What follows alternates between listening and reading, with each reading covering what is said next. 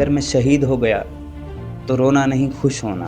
Khamenei साहब के जो बेटे हैं मुज्तबा खामेनेई साहब को, उनको सुप्रीम लीडर जो है वो मुंतखब कर दिया गया है। वो अमरीकी जो अड्डे हैं उनको तबाह किया गया है। बड़ा टाइम नहीं लगना, अगर इसराइल नेतन्याहू ट्रंप साहब को रिक्वेस्ट कर देंगे तो ट्रंप साहब भी स्टेन का हिस्सा बन जाएँगे। इसकी वजह से आलमी मंडी में 10 से 13% जो है वो तेल और गैस की कीमतों में जो है वो इज़ाफ़ा हुआ है। मेरा सर भी पड़ा है मेरी दस्तार पे। और अफ़सोस तो इस बात का है नाज़रीन कि अमेरिका और इसराइल के साथ जो है वो कुछ इस्लामी ममालिक भी इत्तेहाद कर रहे हैं इस चीज़ में।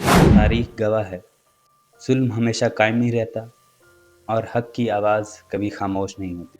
अस्सलाम वालेकुम नाज़रीन, आपका मेज़बान दानियाल रज़ा आपकी खिदमत में हाज़िर है। नाज़रीन, आज अमेरिका, इसराइल और ईरान की जंग का 5वां दिन था।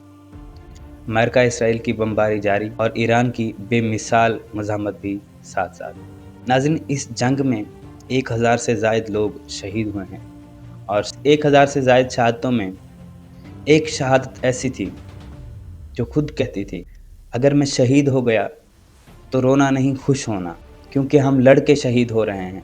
हमने लड़ना है, झुकना नहीं। नाज़रीन, मैं बात कर रहा हूँ आयतुल्लाह खामेनेई साहब की, जिनकी शहादत ने पूरी मुस्लिम उम्मा को हिला के रख दिया है और इनकी बहादुरी को मैं सलाम पेश करता हूँ। ऐ मुस्लिम ज़रा देख, मैं हारा तो नहीं हूँ। ऐ मुस्लिम ज़रा देख, मैं हारा तो नहीं हूँ। मेरा सर भी पड़ा है मेरी दस्तार के साथ। नाज़रीन, शहीद आयतुल्लाह खामेनेई साहब जो है वो बज़ाहिर 86 साल के थे, लेकिन वो असल नौजवान थे जो अमेरिका, इसराइल और पूरी दुनिया के सामने खड़े हुए और इस्लाम को और उसकी इज़्ज़त व आबरू को बचाने की भरपूर कोशिश की। ऐसे शेर दिल इंसान को मेरा सलाम है। नाज़रीन, अज़ल से यही होता है कि हमेशा घर का बंदा ही धोखा देता है। वो जैसे एक मिसाल है कि घर का भेदी लंका ढाए। हमेशा इसी तरह ही आयतुल्लाह खामेनेई साहब के पल-पल की खबर, उनकी हैरात की कहाँ तश्कील दी जा रही है, कहाँ पे क्या मामलात हो रहे हैं, वो सारी की सारी A to Z खबर अमेरिका और इसराइल के पास जा रही थी। डोनाल्ड ट्रंप और नेतन्याहू के पास एज़ इट इज़ वही सारी चीज़ें जा रही थी, जिसकी वजह से वो पहला जो हमला हुआ था 2 महीने पहले, जिसमें उनके वो सारे आर्मी के नौजवान भी चले गए, उनके सारे साइंटिस्ट भी चले गए, तो वो क्या था? वो भी सारी गद्दारी थी। ये सारा कुछ गद्दारियों की वजह से हुआ है। अमेरिका और इसराइल की जो पॉलिसियाँ थी वो कुछ हद तक कामयाब हुई, क्योंकि उन्होंने सोच लिया था कि हमने जो है वो आयतुल्लाह खामेनेई साहब को जो है अगर हम रास्ते से हटा दें तो जो नीचे वाली लेयर होगी उसको हम अपने कंट्रोल में कर लेंगे। लेकिन इससे उलट हुआ। फिर जैसे ही आयतुल्लाह खामेनेई साहब को जो है वो शहीद किया गया, उसके बाद जो है वो अमेरिका और इसराइल के हाथ में ही नहीं आए ईरानी लोग। उन्होंने भरपूर कोशिश की और मेरा सलाम है ईरान के लोगों को और ईरान की जो आर्म फोर्सेस हैं उनके ऊपर। इस सब के बावजूद भी, इतनी बड़ी शहादतों के बावजूद भी उन्होंने हौसला नहीं हारा और अपनी मुज़ाहमत को जो है वो जारी रखा, जवाबी हमले जारी रखे। इसराइल के ऊपर मज़ीद हमले किए गए और उसके साथ जो है वो अमरीकी जो अड्डे हैं उनको तबाह किया गया। दुबई में जहाँ के उनके एयर बेसेस बनाई गई थी उनको तबाह किया गया। वो सारा कुछ ये एक्सपेक्ट नहीं कर रहे थे कि ये ईरानी लोग इस हद तक जो है वो ईरान के लोग जो है वो मुज़ाहमत करेंगे। और इस वक़्त तक इसराइली मीडिया के मुताबिक जो है वो खामेनेई साहब के जो बेटे हैं मुज्तबा खामेनेई साहब को, उनको सुप्रीम लीडर जो है वो मुंतखब कर दिया गया है। अभी तक ईरानी मीडिया की तरफ से कोई कन्फर्मेशन नहीं हुई।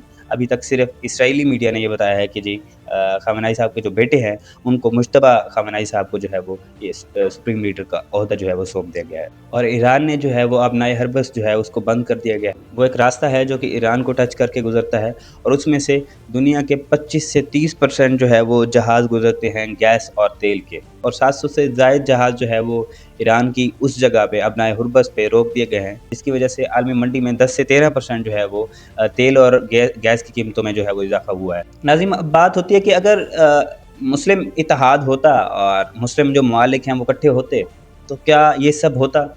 मुझे नहीं लगता कि ये सब इस कदर इतने आसानी से जो है वो ट्रंप साहब और नेतन्याहू साहब आते और जो है वो करके चले जाते। और अफ़सोस तो इस बात का है नाज़रीन कि अमेरिका और इसराइल के साथ जो है वो कुछ इस्लामी ममालिक भी इत्तेहाद कर रहे हैं इस चीज़ में। वो भी उनके इत्तेहादी हैं। तो होना तो यही था, उनको तो खुली छूट थी, वो जो आते, जो मर्ज़ी आते, करते। फिर भी मेरा सलाम है ईरान के उन लोगों पर, ईरान की उन आर्म्ड फोर्सेस पर कि जो इतनी जो है वो इतनी बर्बरियत के बाद और इतनी उनके ऊपर ज़ुल्म हो रहा है उसके बावजूद भी उनके हौसले कुछ नहीं हुए और वो पीछे नहीं हटे। उन्होंने कहा जी अब जो होना था वो हो गया। अब जो हम जो है वो आप लोगों के हाथ नहीं आने वाले। अब आप लोगों ने जो करना करें, हमारा सीना जो है हाज़िर है, हम अपनी तरफ से भरपूर आप लोगों को मदद चखाएँगे। अल्लाह की तरफ से उनकी मदद की जा रही है और उन्होंने भी भरपूर जो है वो अपने आप को मुकाबले के लिए पेश करते जा रहे हैं। नाज़रीन, अगर ऐसे होता रहा तो अगली बारी पाकिस्तान की है फिर। اور آپ کو پتہ ہے کہ پاکستان جو ہے وہ انڈیا کو اس نے پچھلی دفعہ ناکامی سے جو ہے وہ دوچار کیا ہے، اور انڈیا جو ہے وہ تو اب جو ہے وہ ڈھونڈ رہا ہے کہ مجھے کہیں سے کوئی راستہ مل جائے جس سے میں پاکستان کو مات دے دوں، ہرا دوں۔ اور اب آپ کو پتہ ہے کہ اسرائیل، انڈیا اور ہمارا ایک اسلامی ساتھ والا ملک ہے افغانستان، اور ان کی ایک چین بنی ہوئی ہے۔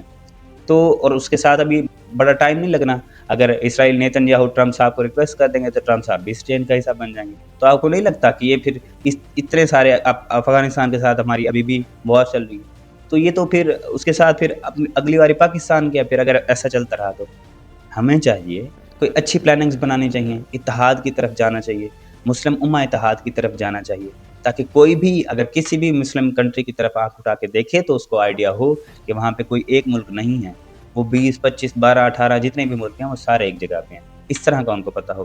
ناظرین، میں پھر کہوں گا، تاریخ گواہ ہے، ظلم ہمیشہ قائم نہیں رہتا اور حق کی آواز کبھی خاموش نہیں ہوتی۔